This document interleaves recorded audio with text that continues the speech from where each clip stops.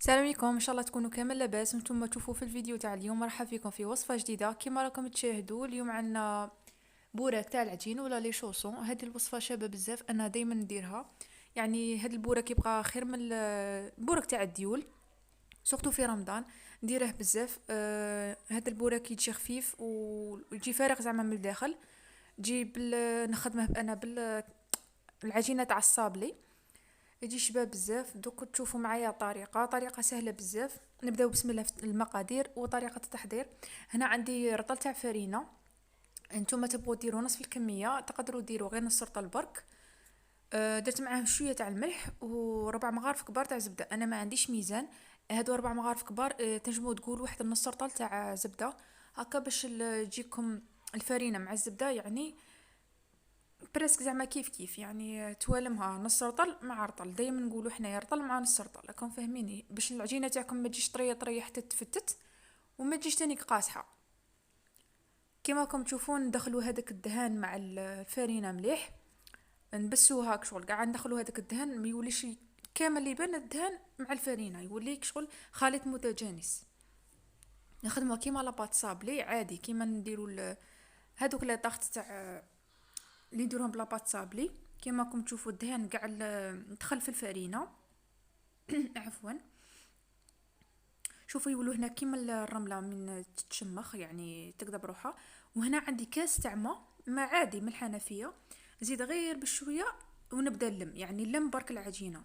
بالكو لاباط صابلي جامي لا تعجنوها، خاش من غادي تعجنوها غادي من بعد كي تبداو تفرغوا فيها، غادي تبدا نتوما تفرغوا فيها وهي تعاود تولي لكم.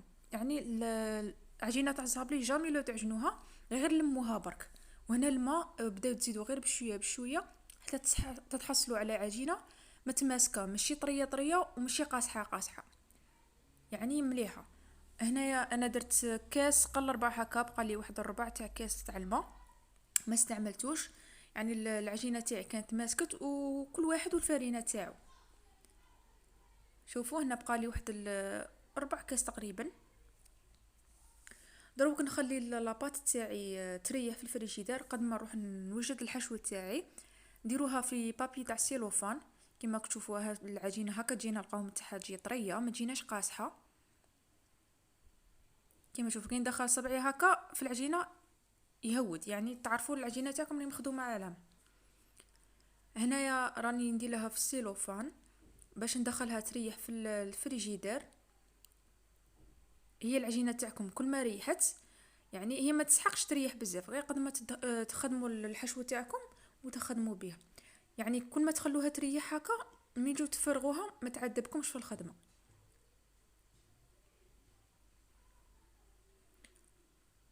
خلوها 10 دقائق نص ساعه، يعني خلوها تريح غير شويه وقد ما تخدموا الحشو كما قلت لكم ونجبدوها. الحشوه هنا اختياري، يعني نتوما واش كان متوفر عندكم نتوما والمقدور تاعكم، ماشي مشروع ديروا حاجه هكا مانيش عارفه انايا لحم ولا دجاج. اي حاجه كانت عندكم قادرين نديرها غير بطون. هنا كان عندي نص صدر تاع دجاج كنت طحنته في الروبو مع شويه زيت، درتهم في المقله. ودرت هنايا بصله مرابيه، يعني بصله صغيره رابيتها وخلطها مع الدجاج حتى هذاك الدجاج تاعي دبال مع البصل. غادي هنا يشوفوا شغل هكا يولي مفتت. ما بعد نزيد له لي زيبيس نخلطوهم مليح كيما راكم تشاهدوا. هنايا عندي الفلفل الكحل الملح والقرفه وسكنجبير وشويه برك تاع كركم، يعني باش الدجاج تاعكم يجي فيه شويه بنه ويجي صفر شويه. هذه الحشوه انايا من نبغي نديرها البوراك تاعي في رمضان ولا ندير هذه الحشوه تجي شابه بزاف بهذا التوابل. وهذا البوراك يجي خفيف بزاف كيما قلت لكم، يبقى خير من الديول. يعني قاع يصبح لكم ولا كيما نقولوا حنا نديروه في رمضان. يقعد لكم طري من نقولوا حنا من الفطور حتى للسحور تصيبوه طري، ماشي كيما الديول يقعد هكا يشرب الزيت من بعد تصيبوه هكا قاع مجلد. هنا درت التوابل تاع الدجاج. هنا لمسه اختياريه، يعني اللي ما عندكمش هادو ولا ما يبوش يديروا هاد التوابل ماشي مشكل، تنجموا تخلاو عليهم. هنا عندي مغرفه صغيره تاع الموطارد. انا كل ما نبغي ندير دجاج كيما هكا نبغي نزيد معاه الموطارد يجيكم بنين، نخلطهم كامل مع بعض. من بعد عندي هنايا بقات لي واحد النص كاس هكا تاع كريمه سائله تاني درتهم، هذه خاصه بالطبخ. انا استعملت هذه الماركه مانيش عاقله يسموها. خلطهم مليح كيما هكا. والدور تاع الكريمه السائله كيما شفتوا انا نخدم بها بزاف، تعطيكم طراوه وبنه للدجاج تاعكم. هنا زدت شويه معدنوس، راكم تشوفوا هنايا بدلت المقله باسكو خدمت هذيك الحشوه في الليل وغدوه من داك زدت لها هذه الاضافات معدنوس والبيض. زدت لها حبه بيض. البيض تاعكم يكون يعني بدرجه حراره الغرفه تزيدوه باش الحشوه تاعكم تولي زاكيه يعني، وتلم لكم هذاك الدجاج ما يقعدش هكا مزربع. زدت لهم هنايا كمشه برك تاع كيما شفتوا تاع الزيتون الخضر مقطع، خلطتهم. نخلو الحشو تاعنا يبرد شويه باش من نديروه في العجين يعني ما يخسركمش عجينه ويطروها لكم وتتقطع لكم يعني بالخف. انا استعملت هذا المول تاع البوراك، هذا شحال من اللي راه عندنا اني نخدم به، يعني سهل علينا الخدمه ويجيكم كاع على حبه لو يجيكم على حبه واحده البوراك تاعكم. انا العجينه باش ما تغبنيش وتساعدني في الخدمه راح نقسمها على سنين كيما راكم تشوفوا. نخلي النص الاول نخدم به ونص الزوج نغطيه بسيلوفان باش ما يقسيحليش، يعني لازم نغطيه بسيلوفان. نشكلو هكا كره ونبداو نحلوها ونقطعوه بهذاك اللون اللي شفتوه. هذا النصف تاع العجينه غادي نخليه تما حدايا، من نكمل النص الاخر نزيد نخدم بهذا. ولازم تغطوه باش ما الريح ما يشحطوه لكمش. ديروا شويه فرينه على طاوله العمل ونبداو نفرغوا في العجينه تاعنا. السمك تاع العجينه مازالش يكون غليظ، خاطر من بعد غادي نزيدو ثاني كل شويه نحلوها باش البوراك تاعكم يجيكم يعني بالخف يطيب لكم في الكوشه. هو يدي شويه وقت بصح مازالش تكون هكا السمك تاعها عالي بزاف. غادي تشوفوا هنا، شوفوا السمك شحال راه واحد 2 ملم هكا ولا. قطعتهم هكا شرائح. هنايا صاغه التليفون سمحوا لي. غادي نزيد نحل شويه السمك تاع العجينه باش البوراك تاعي ما يجينيش من الداخل غير عجين، يعني ماشي نحلها حتى تولي رقيقه خلاص ومن نديرها في الكوشه تقساح لي وبالخف الطيب تولي قاصحه.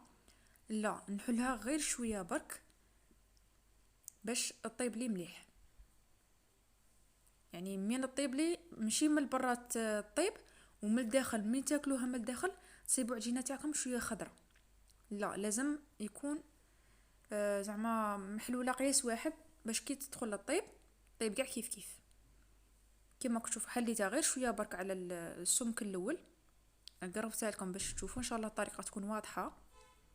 نديروها هنا في المول تاع البوراك، نعمروها بالحشو ونزيدوا لها الفرماج.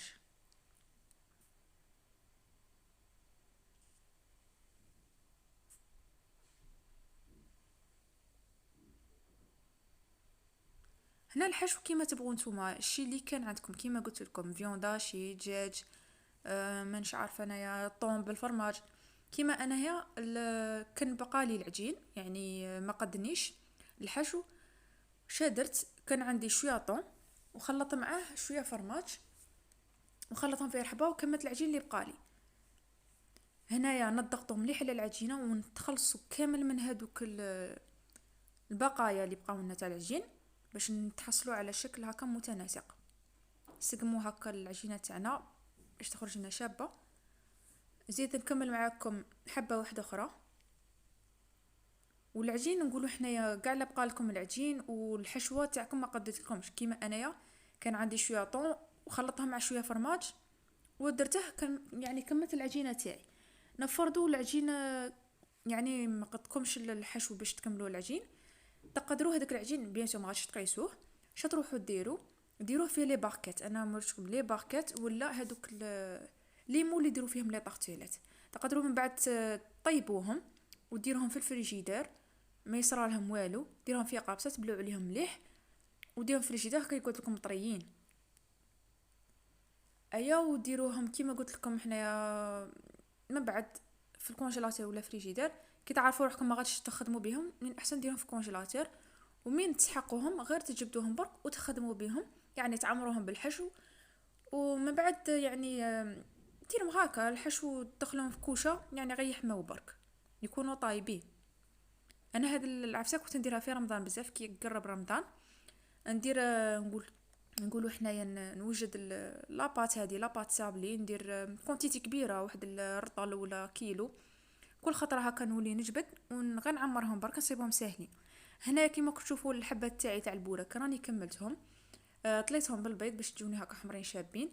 ودرت هنايا حبه البركه ولا سانوج، ولا تبغوا ديروا الجلجلان ولا حبه حلاوه، يعني الشي اللي كان عندكم الشي اللي تبغوه نتوما.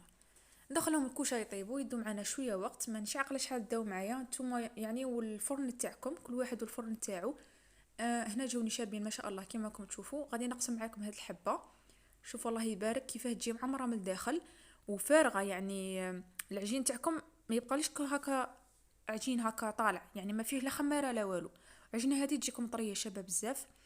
وهذوك الحبه اللي راكم تشوفوا فيهم الزيتون، يعني درتهم باش نفرق بيناتهم، اللي فيهم الدجاج واللي فيهم الطون. هنا هذوك عمرتهم بالطون فرماج كيما قلت لكم. هذه كانت وصفتنا لليوم، ان شاء الله تكون نالت اعجابكم. وما تنساوش ديروا لي لايك على الفيديو وتعليق مشجع بلا ما تنساوني.